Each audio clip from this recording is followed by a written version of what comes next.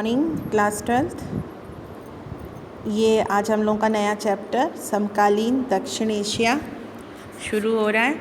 पिछला चैप्टर जो आपने पढ़ा सत्ता के वैकल्पिक केंद्र और ये वाला चैप्टर समकालीन दक्षिण एशिया, इन दोनों चैप्टर से मिला के आपका जो इस साल का पाठ्यक्रम है उसमें 16 नंबर के क्वेश्चन टोटल आएंगे। उसमें बहुविकल्पी, अतिलघु उत्तरीय, लघु उत्तरीय, दीर्घ, हर तरीके के मिला के टोटल 16 नंबर का जो पेपर है वो आपका इन दोनों चैप्टर से बनेगा।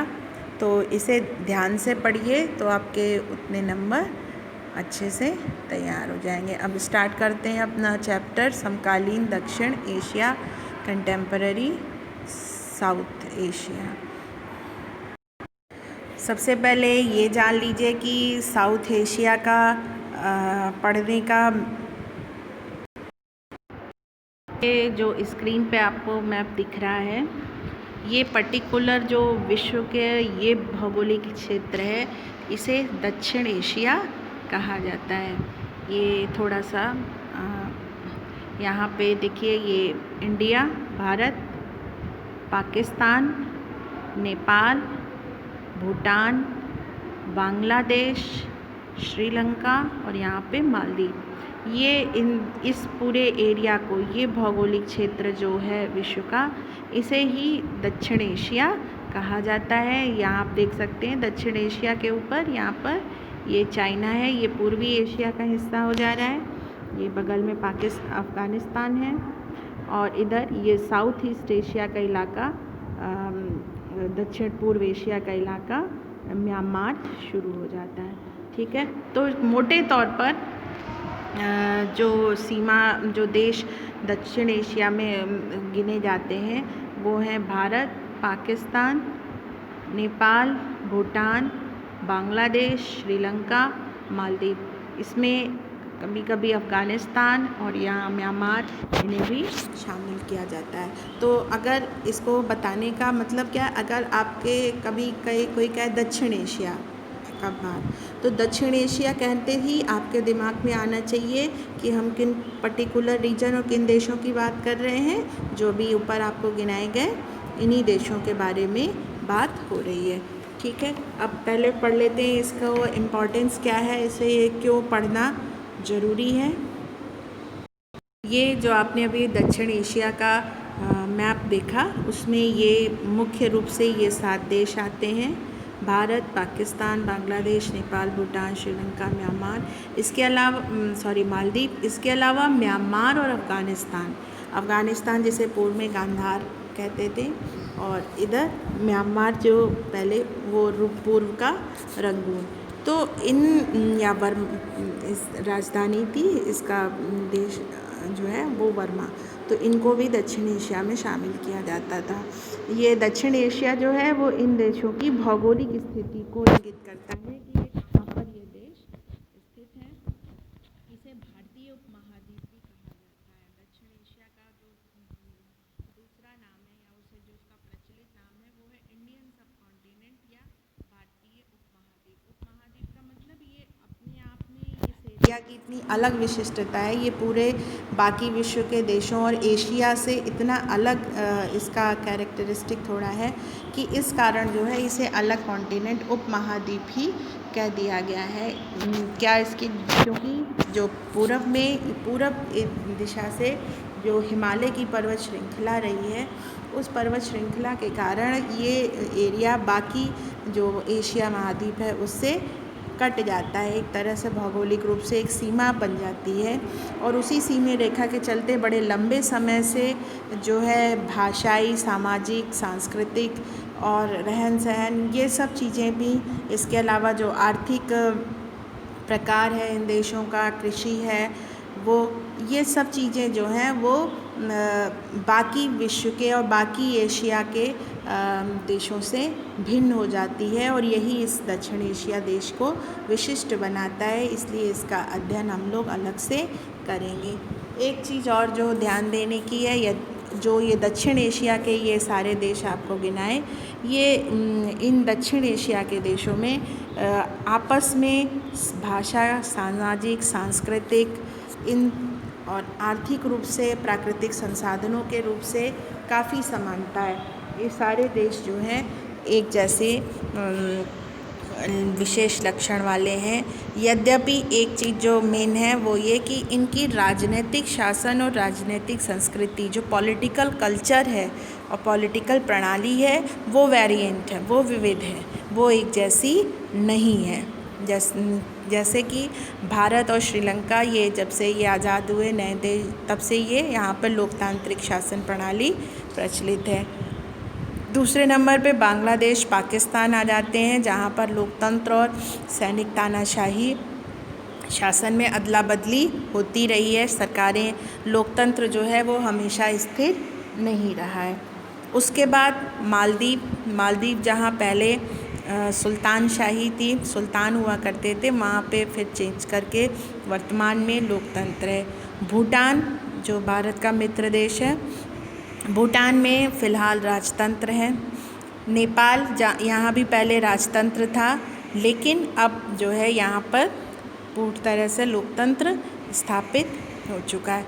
तो कहने का मतलब कि अब जो 21वीं सदी में ये एक देखने को मिल रहा है रुझान कि दक्षिण एशिया के भी जो देश हैं उनमें कमोबेश हर जगह लोकतंत्र स्थापित होता जा रहा है और शासन प्रणाली में भी समानता आती जा रही है।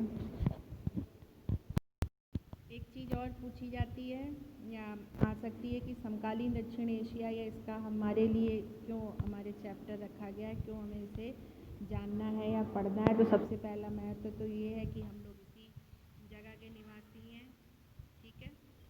और दूसरी चीज़ जो है, इंटरनेशनल पॉलिटिक्स में या विश्व राजनीति में समकालीन दक्षिण एशिया वर्तमान में काफ़ी महत्वपूर्ण हो गया, क्योंकि इस एरिया में दो परमाणु शक्ति संपन्न देश हो गए हैं।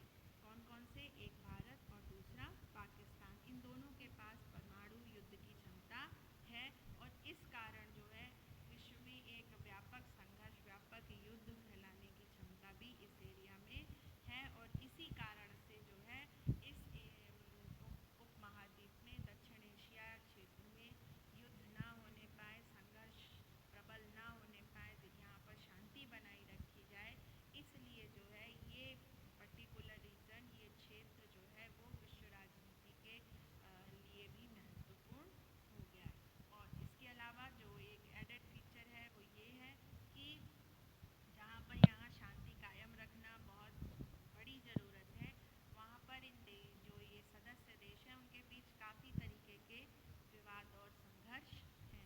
जैसे आपकी किताब में दिया है, यहाँ पर पॉइंट वाइज लिख दिया है, सीमा विवाद। सीमा विवाद बहुत ही जो भारत पाकिस्तान बंटवारे से शुरू हुआ, उसके कारण जो है सीमा विवाद जो है वो इस एरिया का बहुत ज़्यादा महत्वपूर्ण संघर्ष है। उसके अलावा जो नदियां हैं, नदियों के पानी का बंटवारा, वो उस पे लेके विवाद है, जो भी हम आगे पढ़ेंगे विस्तार से। इसके अलावा जो इन देशों में अलगाववादी प्रवृत्तियां या विद्रोह की प्रवृत्तियां हैं, जातीय संघर्ष हैं, इन सब और जो संसाधन हैं उन सब के बंटवारे को लेकर भी, उन सब को लेकर इन देशों में संघर्ष होता रहा है।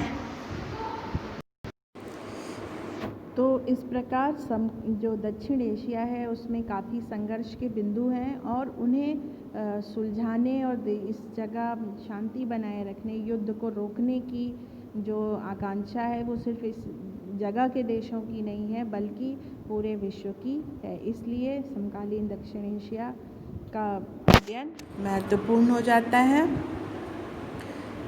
और आगे जो पहली चीज़ हम लोग इसमें पढ़ेंगे वो ये है कि जो इन देशों की, भारत, पाकिस्तान, बांग्लादेश, श्रीलंका, इन सब देशों की जो घरेलू राजनीति मतलब इन देशों के आंतरिक जो पॉलिटिक्स है, शासन व्यवस्था है, उन सब का असर इन देशों के आपसी संबंधों पर पड़ता रहा है। बहुत महत्वपूर्ण तरीके से जो घरेलू राजनीति है वो इन देशों के आपसी संबंधों को प्रभावित करती रही है।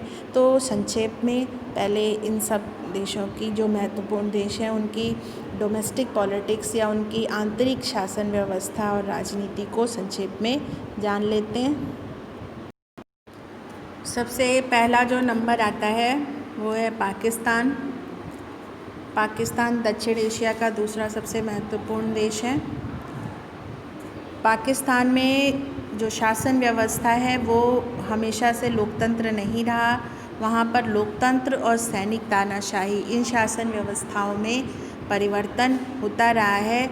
यदा कदा जो है लोकतांत्रिक शासन व्यवस्था को बलपूर्वक हटाकर सेना वहाँ पर शासन को अपने कब्जे में लेती रही है और इसी को कहा जाता है मार्शल लॉ या सैनिक तानाशाही।